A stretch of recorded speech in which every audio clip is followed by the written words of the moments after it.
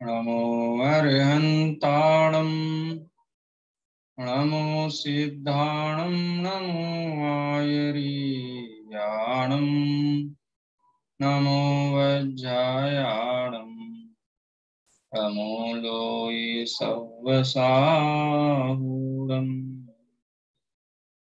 सिद्धं शुद्धं परमीयम् जिणिन्दवर्णेमि चन्दमकलङ्कम् गुणरयणभूषणोदयम् जीवस्य परोवणं बोच्छम्। गोमटसार जीव कांड के आधार पर अपनी चर्चा चल रही है, जिसमें 14 जीव समास और जीव समास के जो 4 प्रकार से अधिकारों के माध्यम से आचार्य नेमिचंद्र ने चर्चा की है। स्थान अधिकार, योनि अधिकार, शरीर की अवगाहना अधिकार और कुल। इसमें स्थान अधिकार के अंतर्गत जीव समासों की चर्चा हो रही है, यानी इंद्रिय आदि की अपेक्षा से संसारी जीवों का संग्रह करने की विधि को जीव समास कहते हैं। और इसमें हम गणना जो कर रहे हैं जीव समास में संसारी जीवों की, वो 1 भेद, 2 भेद, 3 भेद, 4 भेद, 5 भेद, 6 भेद, ऐसे क्रम से 19 भेदों तक की चर्चा हम इसमें करने वाले हैं, जिसमें कल हमने काफी 18 भेदों तक चर्चा की थी। 18 तक हो गई थी ना चर्चा हमारी।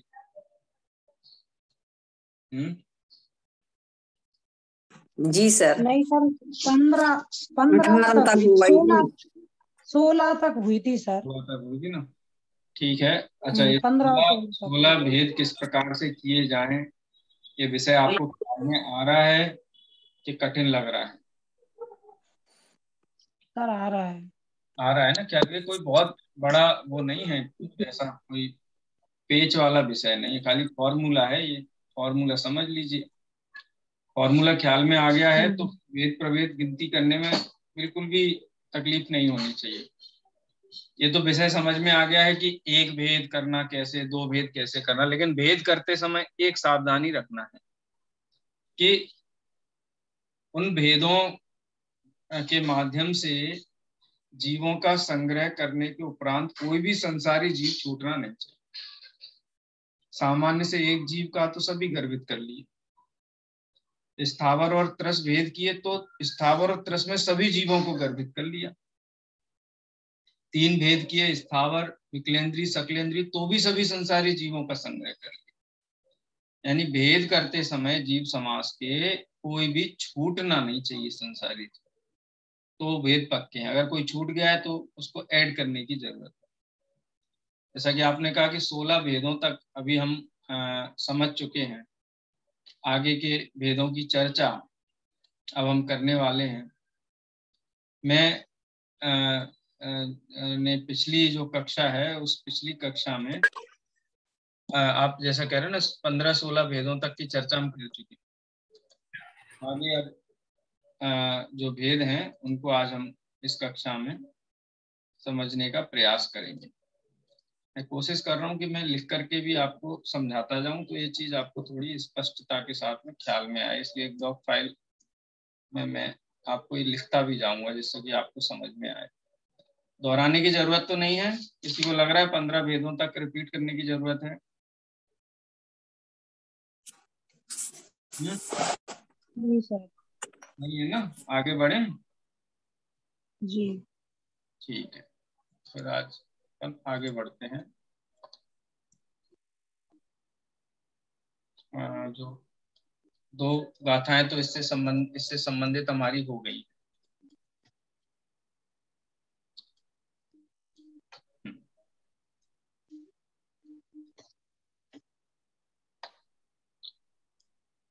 आज हम 77वीं गाथा के आधार पर इन भेदों को समझेंगे। गाथा पाठ करेंगे पहले।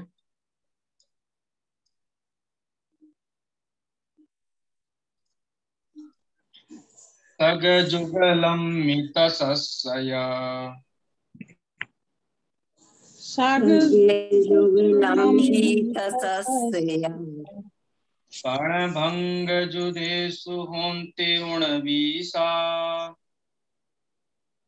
पड़भंग जो देसु होन्ति उन्नीसा। उणवीसोत्तिय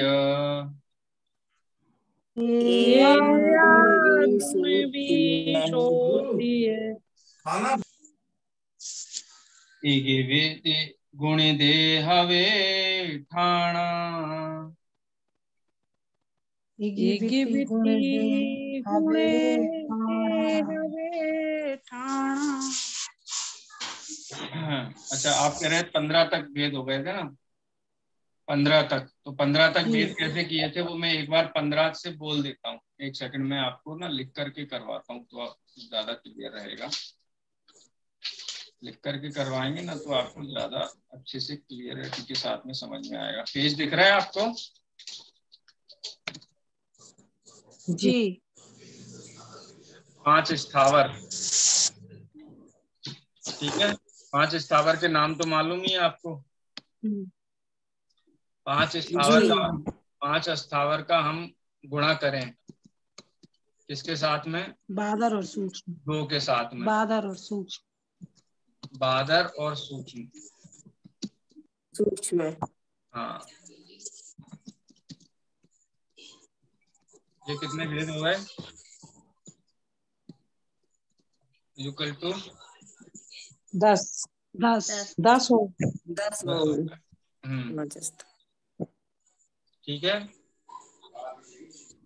जी। अब त्रस के पहले तो हमने एक त्रस भेद किया था।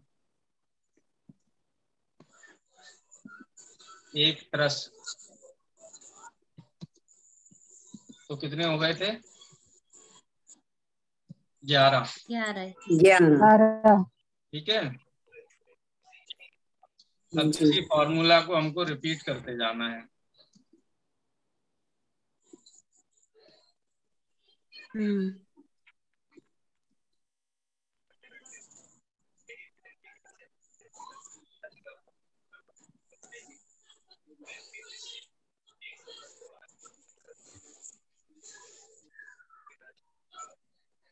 अब यहाँ त्रस के कितने भेद कर देंगे? 2 भेद कर देंगे। कौन कौन से? विकलेंद्रिय और सकलेंद्रिय। विकलेंद्रिय और सकलेंद्रिय।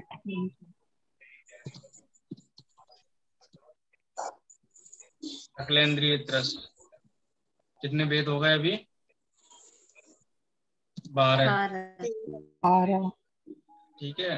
अब इनके हमको करने हैं 13 भेद।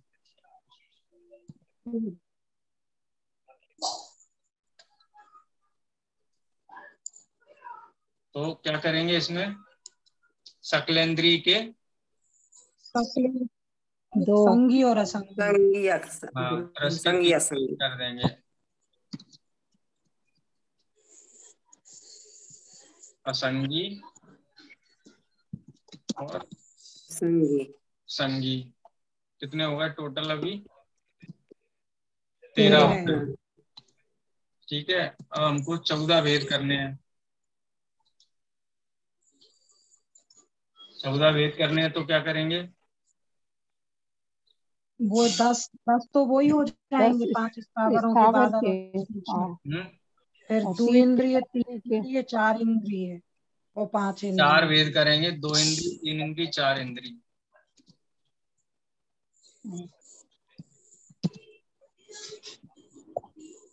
द्विंद्रिय, 3 इंद्रिय, 4 इंद्रिय, 5 इंद्रिय तक। त्रिंद्रिय,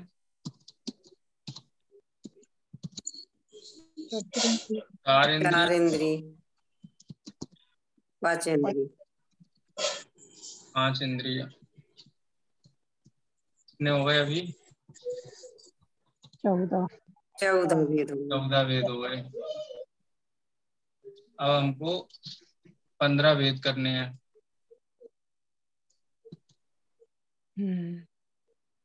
पंचेंद्रिय के संगी और असंगी।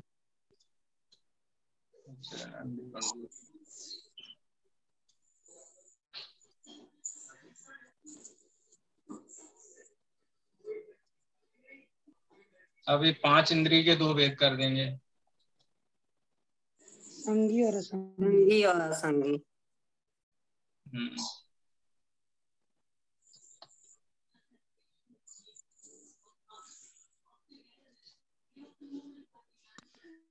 ठीक है, क्लियर हो गया यहाँ तक? 15 भेद सर जी। 15 भेद। अब हमको करने हैं 16 भेद। 16 भेद भी कल किए थे हमने। हाँ, अब 16 भेद करने की जो विधि है वो थोड़ी चेंज हो जाएगी।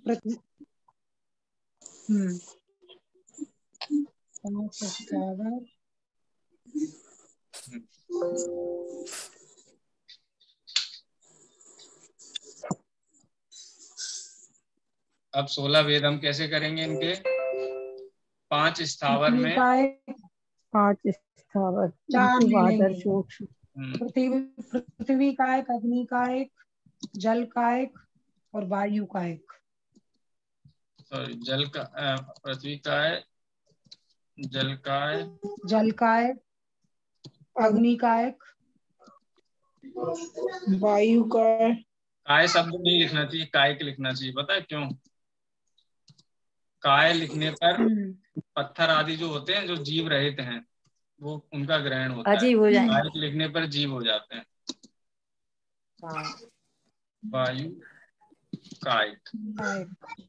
अब इसमें हम क्या जोड़ेंगे? नित्य निगोध, साधारण के जो भेद हैं, नित्य निगोध, साधारण, इतर निगोध। सर वनस्पति का एक नहीं लिखा? हाँ, और इसमें क्या जोड़ेंगे? प्रत्येक वनस्पति। प्रत्येक वनस्पति, यानी हमने स्थावर के कितने भेद कर दिए यहाँ पर? 3 भेद। टोटल 7। अब 7 में भी सात में इनके जो भेद करने हैं ना, ये फॉर्मूला यहाँ से हम कॉपी करके उठाएंगे और यहाँ ये फॉर्मूला हम पेस्ट करेंगे।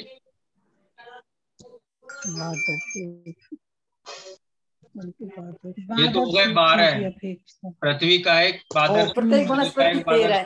अग्नि का एक बादर सूक्ष्म, वायु का एक बादर सूक्ष्म, नित्य निगोध साधारण बादर सूक्ष्म, इतर निगोध साधारण बादर सूक्ष्म। 12 भेद हो बादर सूक्ष्म। ठीक है, उसके बाद एक भेद ये हो गया। मुझे नहीं आना समझ में, पृथ्वी का जल का लगाया जी। हाँ सर जी नहीं आया नीचे का समझ में। क्या जी? पृथ्वी का जल का जी नीचे लगाया ना, पृथ्वी का जल का, अग्नि का, वायु का, नित्य जी, यहाँ से नहीं आया सब। क्या समझना है इसमें? पृथ्वी का क्या है जानते हो ना आप? हाँ, नहीं तो जी मतलब जी 14 तक तो आ गए समझने, पर जी यहाँ से पृथ्वी का, जल का, अग्नि का, वायु का, नित्य निगोध, जी यहाँ से कैसी गिनती ली है आपने? 16 भेद बता रहे हैं ना हम आपको। पृथ्वी का एक के 2 भेद, बादर और सूक्ष्म। जल का एक के 2 भेद, बादर और सूक्ष्म। कितने हो गए? 2 पृथ्वी का एक के भेद, 2 जल का एक के भेद, 2 अग्नि का एक के भेद, 2 वायु का एक के भेद, 2 साधारण के भेद, 2 इतर निगोध साधारण के भेद। ये 6 के 2 भेद हुए, तो कितने हो गए टोटल? 12। 12 ठीक है। अब स्थावर में क्या छूट गया? इतने भेद बताने के बाद स्थावर में क्या छूटा? प्रत्येक वनस्पति छूटी। प्रत्येक वनस्पति, तो प्लस प्रत्येक वनस्पति कर दिया। ठीक है, क्या सब संसारी जीव आ गए इसमें कि अभी कोई संसारी जीव बाकी है? नहीं, तो बाकी है ना अभी। 13 जीव बाकी है।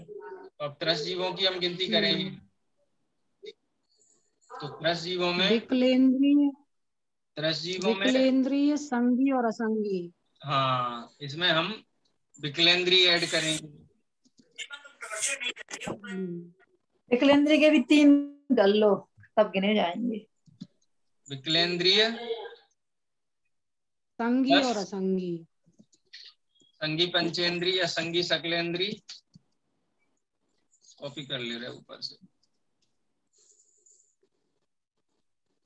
विकलेंद्री, संगी और असंगी। लेट जाओ भी देर।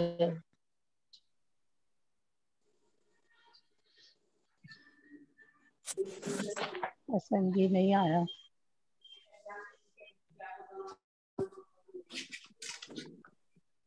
ठीक है, असंगी और संगी विकलेंद्री। अब काउंट कर लो टोटल कितने हो गए? 12। तो ये भेद हो गए, ये 12 भेद क्लियर हो गए जी जी। 13वां प्रत्येक वनस्पति, 14वां विकलेंद्री, 15वां असंगी और 16वां संगी सकलेंद्री। हो गए क्लियर? जी। अब कितने वेद काउंट करें इसके बाद? 17। 17। तो 17 काउंट करने के लिए क्या करना पड़ेगा इसमें?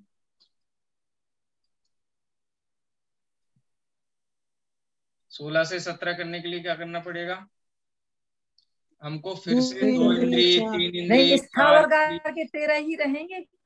हाँ वो ये तो 13 रहेंगे ही ना, है? 13 ही और बस त्रस का ये कर लेंगे, 2 इंद्री, 3 इंद्री, 4 इंद्री, असंगी पंचेंद्री और संगी पंचेंद्री। नहीं, सकलेंद्री आएगा। अच्छा हाँ ठीक। कितने हो गए अभी? मेरा 14, 15, 16 और 17। अब 17 हो गए। 17 हो गए। अब इनको हमको 18 करना है। 18 करने के लिए क्या करेंगे? बस संगी असंगी और कर देंगे, जो के तो रहेंगे। बस संगी असंगी और कर दीजिए।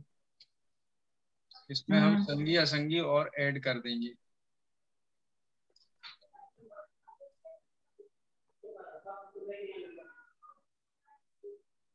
अठारह।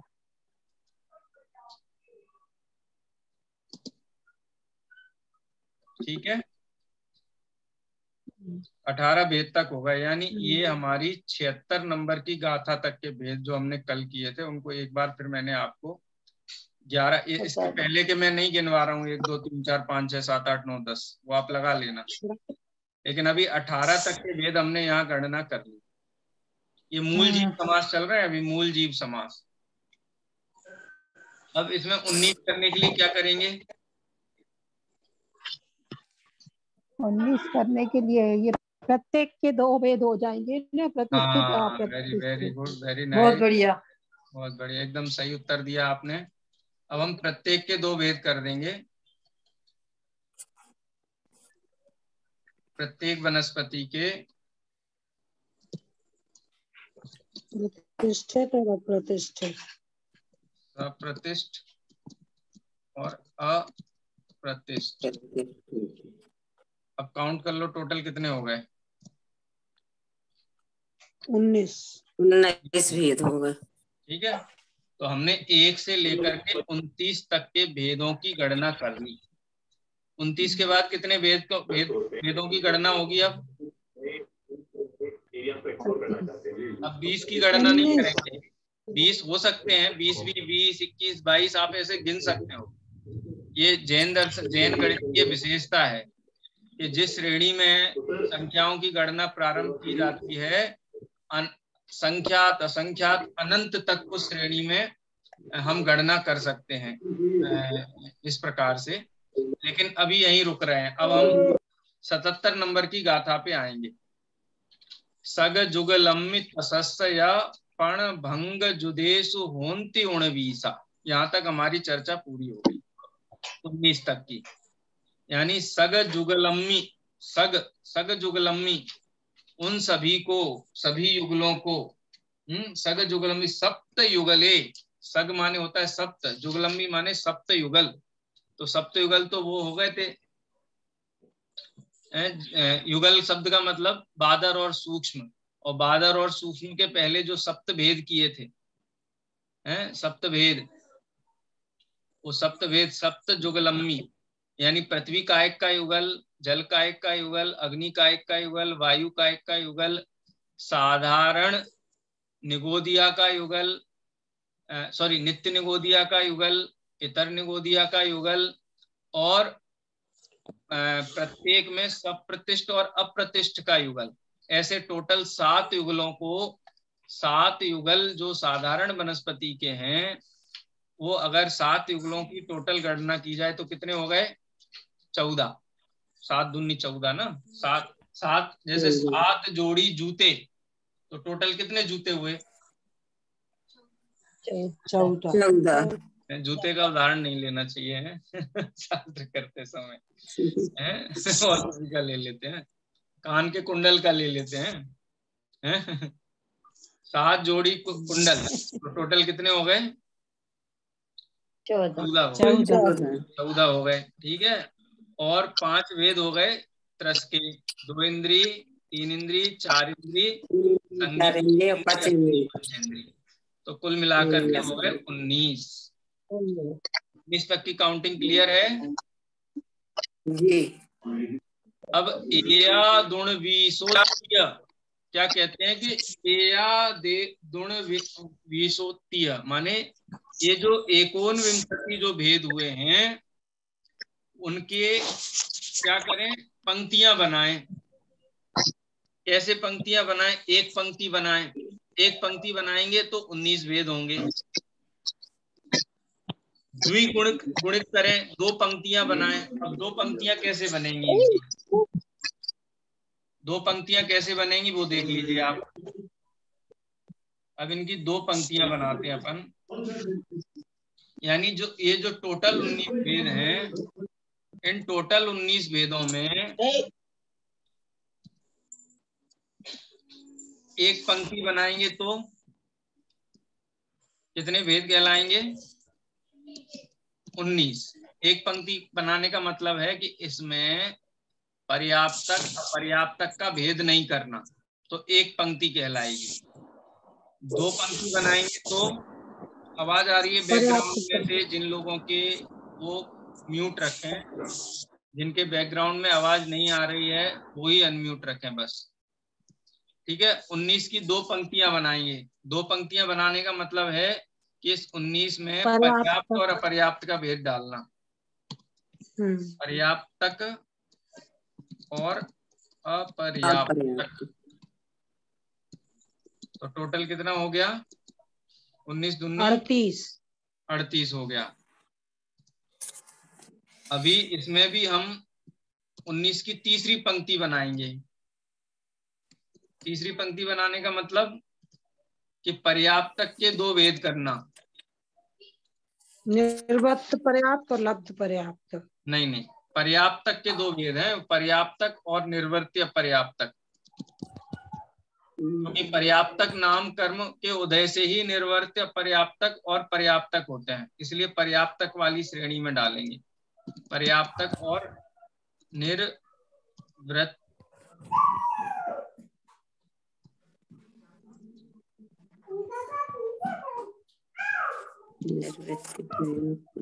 ये ऐसे लिखा है ना। अगर हम इसको संधि तोड़ करके लिखेंगे, आवाज आ रही है बैकग्राउंड में से? प्लीज बंद रखिए माइक। ठीक है। पर्याप्तक के 2 भेद हो गए, पर्याप्तक और निर्वर्ती अपर्याप्तक। पर्याप्तक माने जिसने पर्याप्तियां पूर्ण कर ली हैं, और निर्वर्ती अपर्याप्तक जो नियम से पर्याप्ति पूर्ण करेगा। यानी वर्तमान में तो पर्याप्तियां पूर्ण नहीं हुई हैं, लेकिन जो नियम से पर्याप्तियां पूर्ण करेगा वो निर्वर्ती अपर्याप्तक। ममता जी बहुत आवाज आ रही है आपके घर में से। ठीक है। और एक भेद हो गया लब्ध पर्याप्तक। इसको यदि हम संधि विच्छेद करेंगे तो क्या कहलाएगा? सॉरी, गलत लिखा है।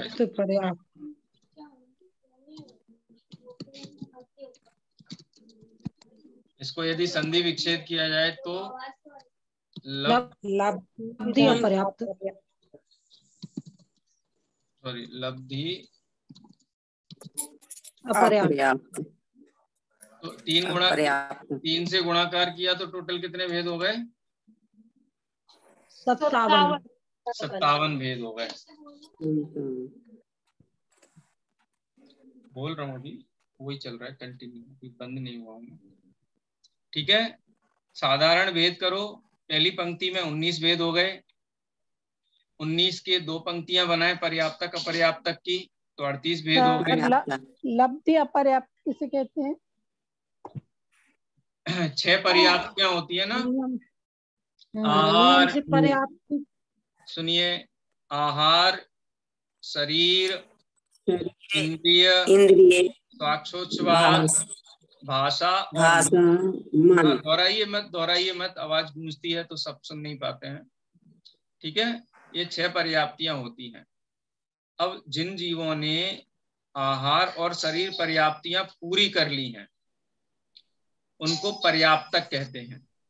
ठीक है, और जिन जीवों ने आहार और शरीर पर्याप्तियां पूर्ण नहीं की हैं लेकिन भविष्य में नियम से पूर्ण करने वाले हैं, यानी पर्याप्तक नाम कर्म का उदय जिनको है, वो पर्याप्तियां पूर्ण करने के पहले तक निर्वर्त्य पर्याप्तक कहलाते हैं।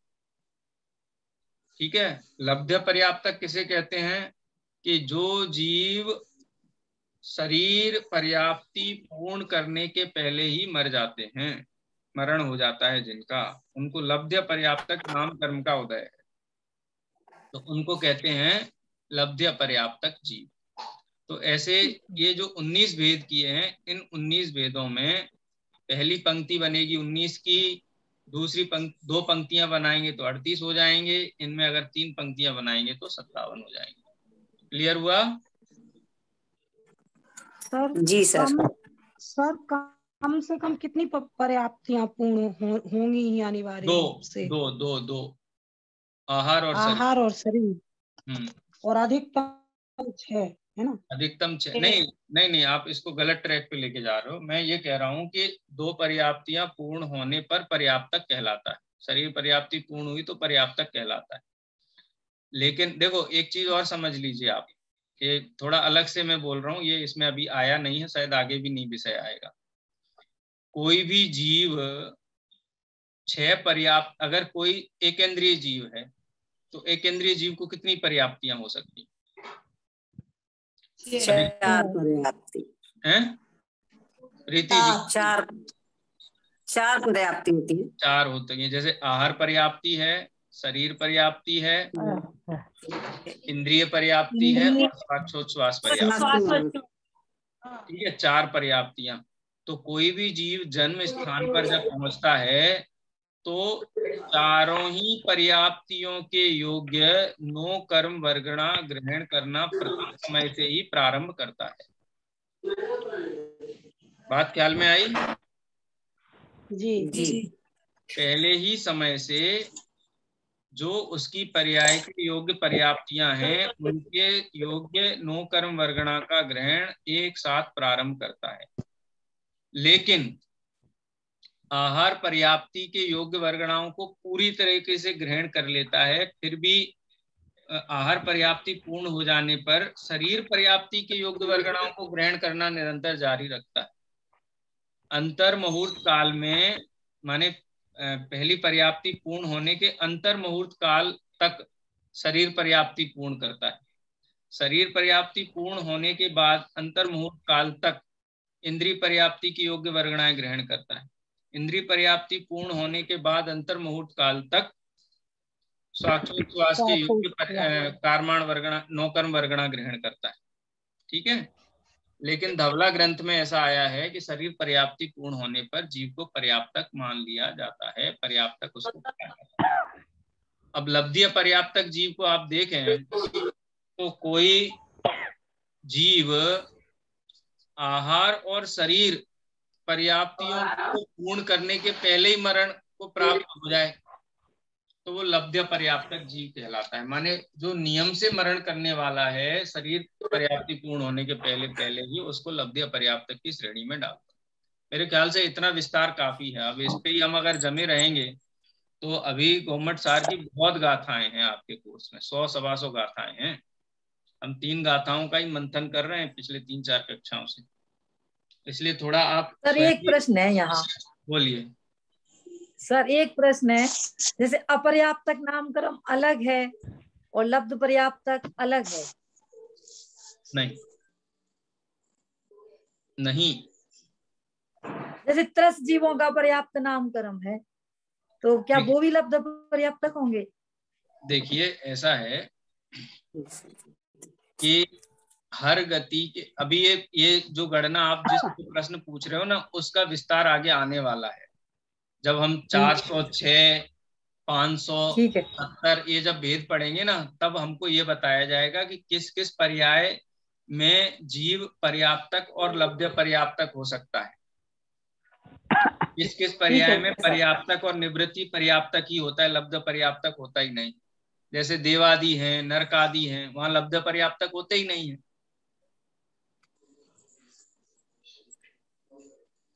ठीक है, जैसे संगी ठीक है सर। संगी सकलेंद्री जो कहा ना, संगी पंचेंद्री लब्ध पर्याप्तक का मतलब ये नहीं है कि देवगति के जीव भी लब्ध पर्याप्तक होंगे, नरक गति के जीव भी लब्ध पर्याप्तक होंगे, ऐसा नहीं है। क्यों? क्योंकि वो तो आयु लेकर के जाते हैं और वहां आयु क्षय नहीं होता है, पूरी आयु ही भोगते हैं। तो वो सब चर्चा आगे आएगी, किसको इस नामकरण का होता है, किसको नहीं।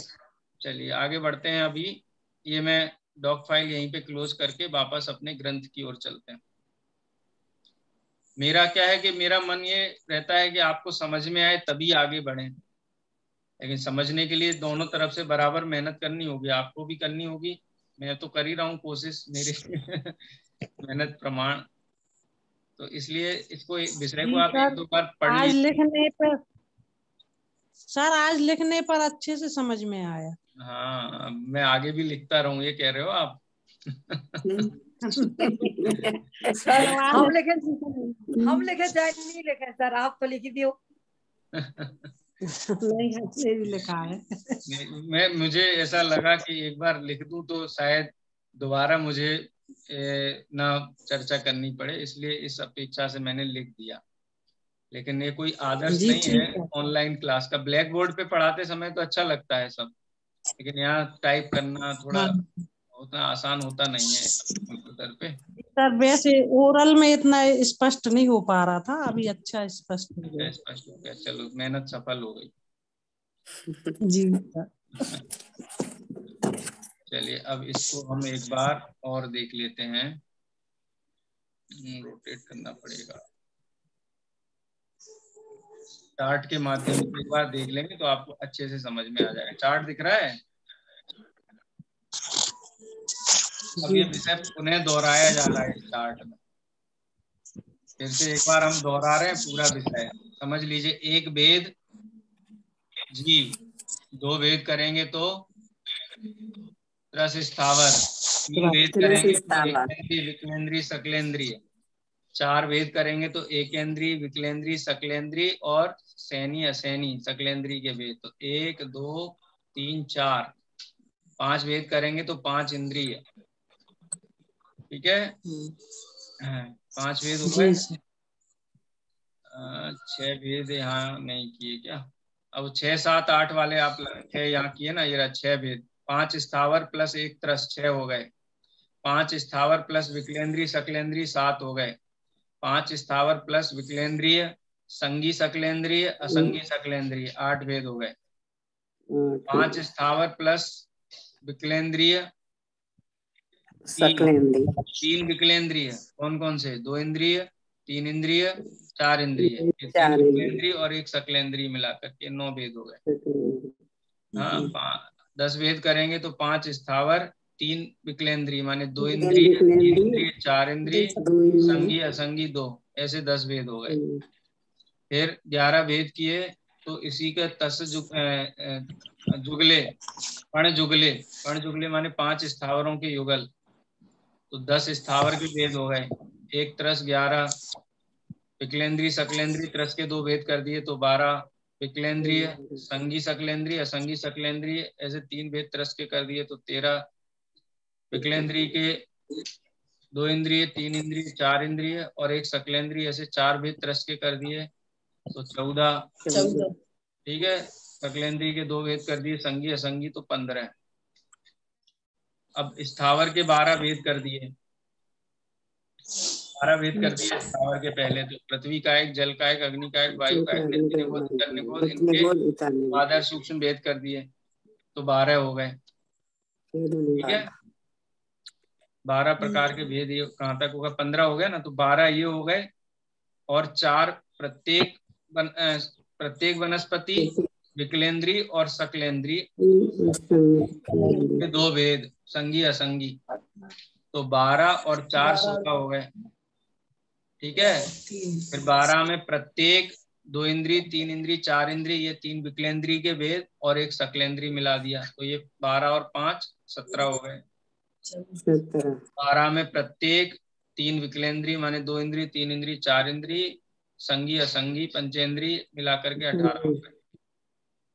और प्रत्येक के 2 भेद कर दिए, प्रतिष्ठित और अप्रतिष्ठित, प्रतिष्ठ और अप्रतिष्ठ।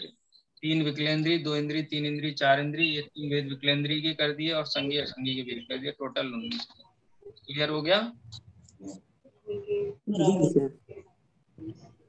चलिए, बहुत बढ़िया। समय अपना होने वाला है, 3 मिनट और बचे अपने पास में। अब गाथा नंबर 78 देख लेते हैं। 3 पंक्तियां मैंने बता दी हैं, इसलिए एक गाथा अपनी फटाफट हो जाएगी। मैं गाथा बोल रहा हूँ, आप दोहराइए। सामन्येन त्रिपन्ति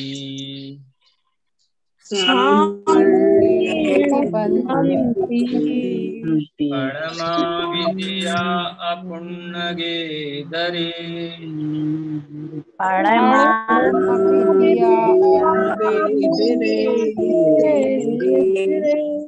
पज्जते लद्धि पज्जते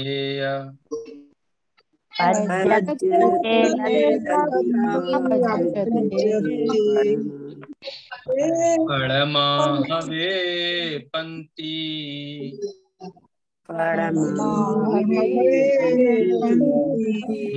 सामन्येन त्रिपन्ति। इनमें 3 पंक्तियां करनी चाहिए। सामान्य त्रिपंक्तियां, 3 पंक्तियां करनी चाहिए।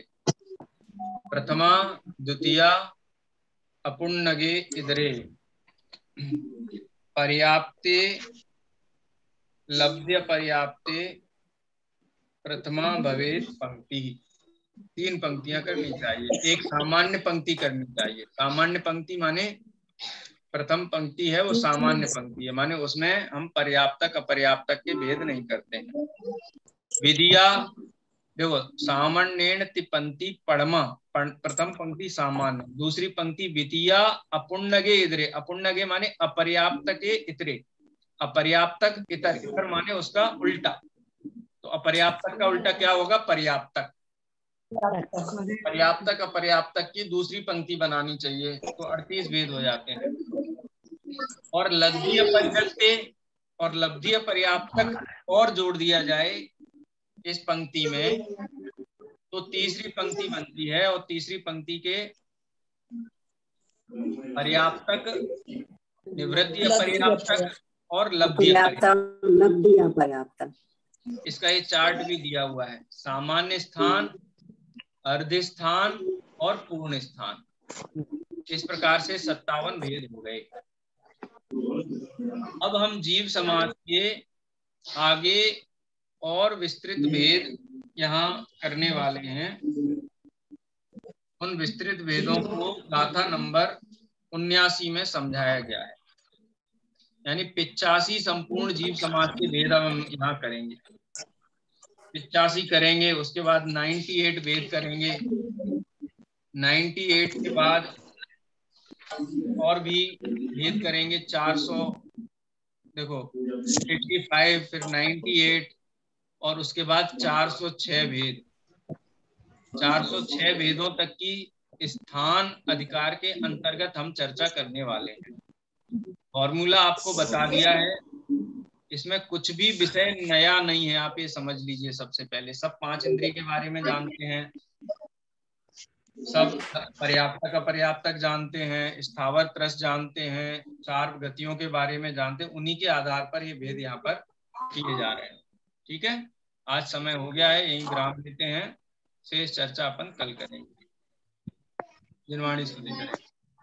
निज निधि निज में बताए